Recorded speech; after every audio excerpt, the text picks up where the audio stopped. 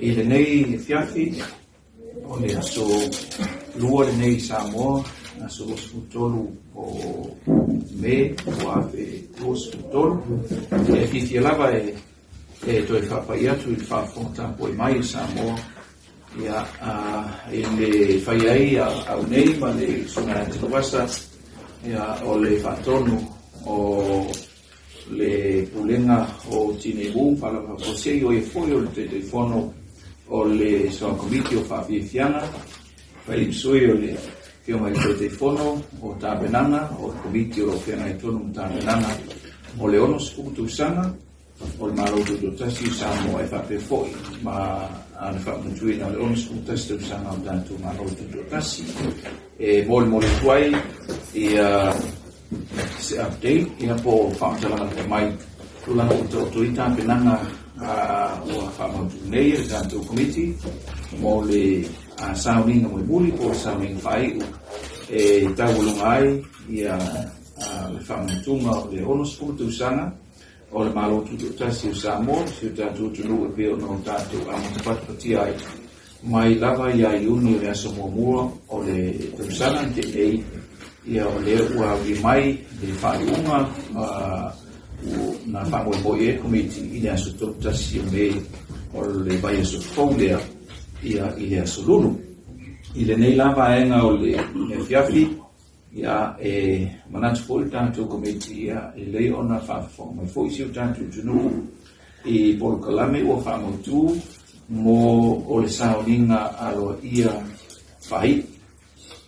o ua tāpenaina ia e taulunga ai tāpenana malava ma activities ma whamantunga fo mo le tātou wonos puto sana o fufuina mo le aso lulu o le vai aso fau i le aso tolu tasi lea ua fufuina ai ia e whatau no uai le sauninga whawhitai i Thanksgiving service ua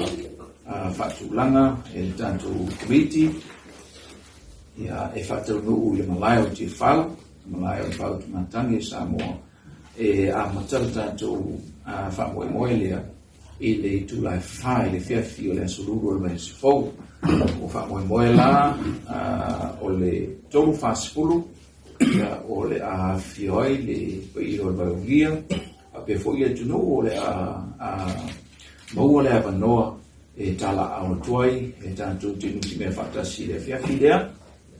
a matai leo o le tātou Polokalame i le sauni ngā lotu o whantulanga i tāu whāre soruro ngā sofo ma o sauni ngā lotu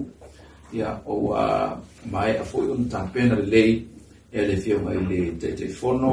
e whapea fwoi le laulau o le committee o e kalesia o le whono e kalesia so whatasi le tunu o le National Council of Churches ma ua whamautu ia mai ngā uma mo le sauni ngā lea o tātou sauninga whawhitai lawa lea, tātou whawhitai e i anga le leo lea tua ua tātou taunu i manu ia ma tau i mata no fie ia i Polokalame pe o na fuafuaina tātou maro lea ua tōs furu masina o whana i lava. Ia o le Polokalame fo ila le i aso lea e mai alo le sauninga lotu. Ia o solo lea ma le tau awina o pine ma whailonga tau aloa tātou malo e peo na whunga inai mo mosi tātou tunu o le tuinatu ia o whailonga mo ilatou o filifilia ma whamaunia e ni whio mai teitai la malo mo le kapeneta e tusai malo tu la fono e whae e inatu e pine ma whailonga tau aloa tātou malo ma e o tamali i ma whailaunga o whare tua foi ma tausi ia o ilatou ia o filifilia e tau au ne te i pine ia te waloa tātou malo. O sa ngoro leo te tai o malo tau lungai Polokalame uma ia ona se elolea ia i le Polokalame whapitoa Polokalame whai upo le toi whaalo le malo mo le tuina ifo o le tanga vai o le malo tuto tasi o Samoa po le retreat for the lowering of the flag ceremony to be performed by the Ministry of Police. Ia amai alo, ia ona sorole ma le Thanksgiving concert po le concerti whawhitai, ia ua tāpenaina i le whiawhi le balea o le ono po le afo le ono tauru mai mai ngā umong Polokalame ia ole a whawhiawhia i eislami sa nore i usuma tan wasa o i o te telefono o whawhiawhia na uma o whamanatuina o tuto tasi rono spumo le ono tasi te usanga ia ole asau noa ia i vaina te tasi o katu konseti lea o na po i leo po mamuto i la o whamanatunga o lo tātou wonus futu sanga e pe o na o tātou i nei. O le polkalamela na le whaafonga mai e whai o le tunu mo le aso tolu tasi o le aso lulu i le whai aso fau o na seelo lea i le whamanatuina o lo tātou wonus futu tasi te usanga i le tae ao i se soo ai o le tae ao le stofi aso mo iuni lua whelua tolu i le tāo le whai le tae ao le stofi le stofi le aso fau ia o ua mataiona whatulanga ia soro whaaloalo masani po i whaafonga mai le tunu mo tātou masani e aso whailonga nei ia e taupati mai i le ngata ia o ngatulanga lua ia o kolisi mai miste ia e whapia foi i whalatonga tumaoti whalatonga almalo ma namtanga wenga ia komiti e tina komiti tumama o iai foi o lewo o mai i tātou komiti ia tāmsanga nisi o komiti o tumalo ia o wa tala le avanoa ia e sabari whaaloalo ai ia mawhatino fo i salantou whaalo ia awal patipatia o lo tātou wonus futasi tūsanga o le tau le lima ia matai o nā whio ia tātou walauria ia on whaasolo i leo tātou po kalame pe o iai tau no watu o tātou malo whaaloalo fai ai whamotu mai siaso nei mai aso ia o le iaia tātou malo whaalolongia ia e peo tātou pa na masani o le uro to e lau ia e whapea fo i eli kovana ia manisi o taitai o malo le Pasifika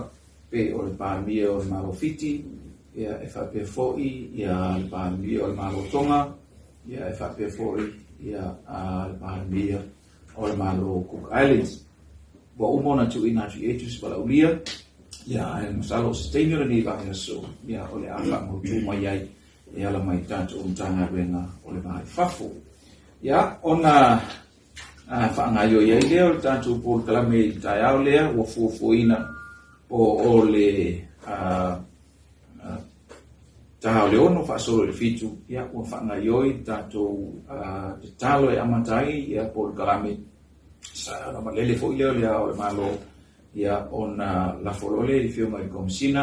ma le malo mo le fatino ino sa ni ngalo ia fa malo mo le sisina e o tanga vai o malo tu tasi o Samoa e ia fo fuanga po a fo le iva pe a mai a uma solo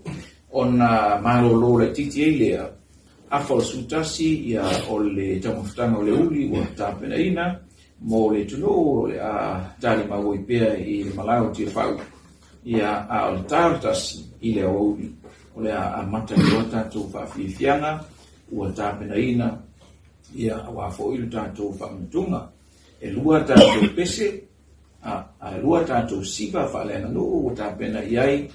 ia plauli fa mo fai mo tanto sui mai sai ia o le siva o tapenaina i tu moanei o tapenaina e le tu malo o alipata i tu bailalo ia ma le tatu pese fantasia i man tau longa ia o tapenaina e le tu malo ai no tai ia o vaenga la ia e fai u foi la tanto sauninga fa pitolea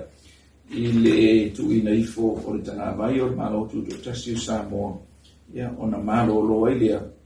ia po le tala fa po le fa i le aso tofi o le vai so fo le aso mo iuni man tu e fa fo mai le tuno e aso malo lo le stofi public holiday le aso tofi le ia e pe on fa tu langa ai e malo tu mana tu ia o mai fo ona fo mai na ia e te volatu i mtanga ruenga o bisilisi ala manuia maleipa e tu sai mahala o le tula fono ia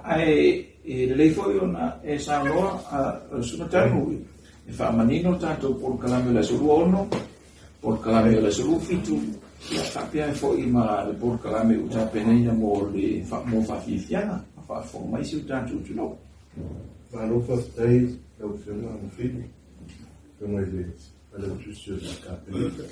E foi o le whai o tui leo le komiti atu. Komiti o tāpenanga. Tai mo le. Manofa tai le ua. La maalo le gope. Whai lo koe tulanga unga o le kalame. Le aso i le whai wina le ono skuta usanga o le maalo tututasi. Kala e pukalame amata se whamtalanga i le tūlanga i tātou o kalame la solus pulu maleono. Ai momona, atalawa tupo i whakonga maua te tātou atunu, le lava le meo maua mai ei, whasalunga le mesifu e nei whasisilang ia ole so ole le tātou po kalame, le whaaiong whaalawi loa fwoi le malu le tātou atunu, i tāpenanga awai pai wini, o le ono skuta usanga le malu tuto tasi, apea fwoi ma le ono skuta sita usanga le tātou malu sa loto. Tulanga pe ona saunole pe unga ia mpili o pelo tusio le komiti atu ni le pokalame la solus puma le ono ia o le sole wato faina mo tātou tunga wa whaanga tama le tai ia e lima wa ua fufuina o le aso fraile o le sole ua fufuina mo le tunga wa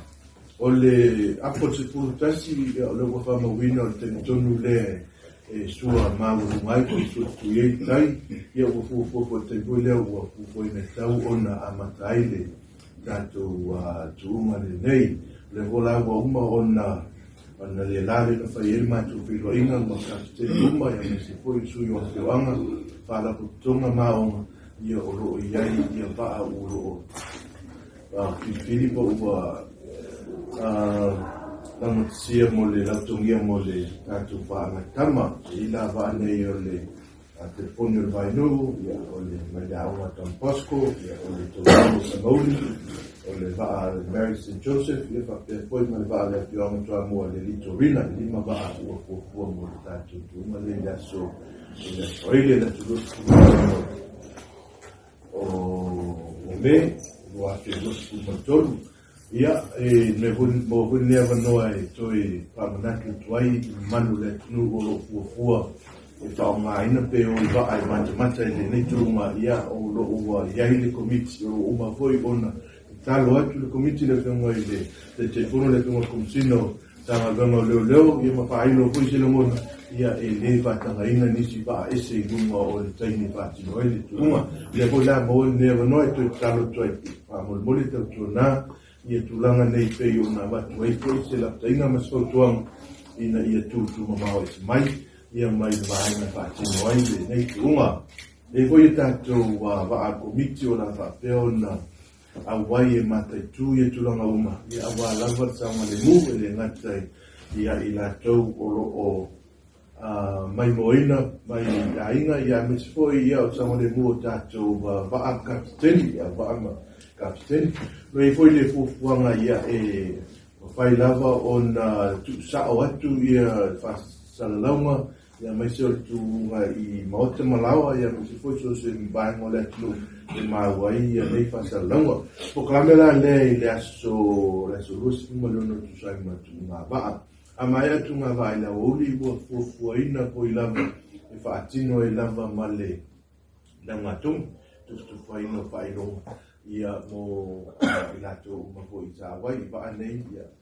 o le a Hawaii i wa moe o le so lua se fulu ma le itu oi ai le i te ese mai lava ma le so lusu ma le ono ia o le ase po i le e wha alawi loa ai le bank note po o le tāla le ua wha pitoa lava mo le whamana tuina o le ono sfuta sanga o le ono sfuta la lo kula upa moe e te tala alo ia i le fiafi leo le Australian le la sulusu kuma le ono ia o me lo wama moe la fatino le wama moe i Tamisina i le sulusu kuma fitu ia o la so leo wa whapitoa mo le atai au tala lei le kalisia katoliko i tamu mai tala lei i malai ola na forma lo kula ufufua ia fatino i le motorisa la fai i le asurus pulu malfitu. Ia, ona ma e pula ia leo o kalame mole fai uina o le vaiaso le i Hawaii. Tuai mai la le pokalame o le tātou a konseti, ia o konseti o fuafua, e mai a lo na tuina I lalo le tanga vai, ua mai a ia ina ia le ono sutausanga, ia o na whaatino lo poi la ia le o le konseti, o iai malo le malo, ia na suia komiti, ina ia mautinoa, ia sama le mua me se poi, ia o le whaasino tonu ia tūlanga ia ngai, ia ima malo le tulu, ia le ngata I le mai moina o le tuina I lalo le tanga vai, o le whamana tuino lono sutausanga, ia ai whapea fo I mai konseti, ia e whaai ua lo ia e fo I mai tātou paenga leo tātou pokalame mo leo sutausanga. Nei al konseti lea whapea whafonga mai ia o tele o tātou manu le atunu o tātou wailonga po I nei tāli nio pese mai whafo, ia I po I nisi o tangata pese lau I loa. Ia I atunu I whafola mai ona whakifia ma pese I la lea a fiafi. Ia ona po ai lea matau walungai lea I tātou whamna tuina ia mai whaiwina o le ono sutausanga. I le tūlanga I le ono spulu matasi tausanga ia le fōku a sa loa le whiongai I le whaina tusi le whiongai a whili ia o le tūlanga peona iei taimi tau nuu ia ue whamu mo le wha ia o tau whatūlanga tātou wali ala po tonga ia me spoi o a onga whaile whapeau ia na tamu e koe lai o tātou malo whaloa ia. I le tūlanga I tātou savali pei koe o na whailo ati teini ua sola ia o le fōa tue watu I whautuanga ia o ai lava ia whalakotonga ia mamtanga guenga ia mapea ia o le alava ia tuai ngā whalakotonga ia o lo ua maua lea panua e Westalai o talo hoi lea komiti a mole ia Westala umamai ia whalakotonga o aonga ia mahenga ese o lo o iai e nau tainga ia e fia sa vali e fia seu whaalo fo I le whamna tuina o le ono sutasi tausanga o tātou malotu tasi o iai la mtanga luenga o aonga ia whaiuna Westala I le sua ia toa pepe Bernice Tinei ia e whapea fo I le mtanga luenga tinama te vaitai ia na fionga ia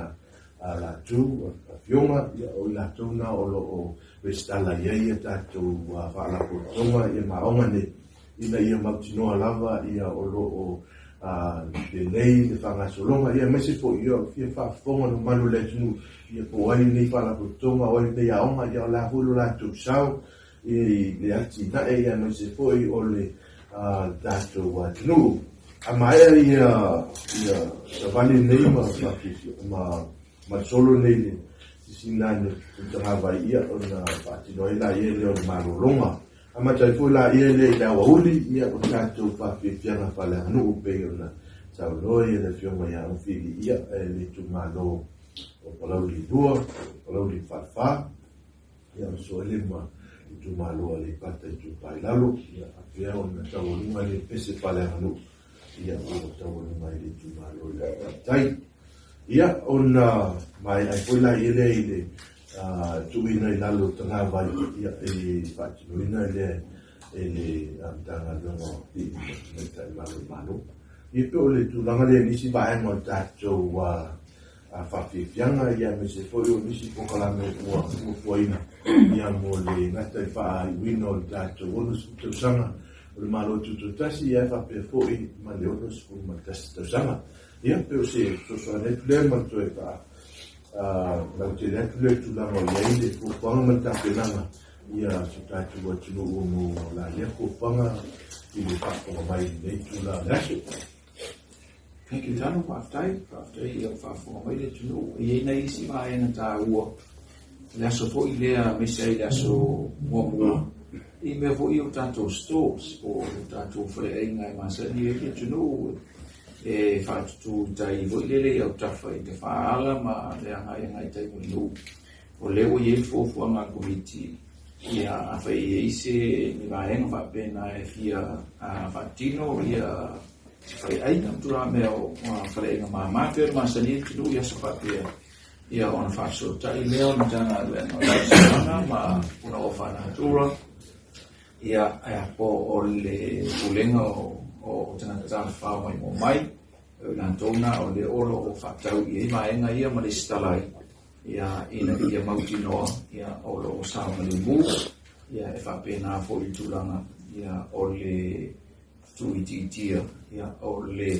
tūranga fo i le la pisi maenga ia wane i tilo fia whangoe moe o le tunu, o wane i vai manua, ia i vai la whapea, ia e toe vai se ngā e tanto ngā ue ngā peo ngā tino ai whaenga o matau whareinga, ia o la whantu i mtanga venga o natural resources and environment, po o msio mana, puna o whanatura, mai pulenga o le tangata whamai mo mai, ia o lato o le stari e maenga ia. Ia la whantu ia i le tanto ainga whasana lau, e maenga ia CDI, a police foi vai na dia para manter a alfa formar se eu já não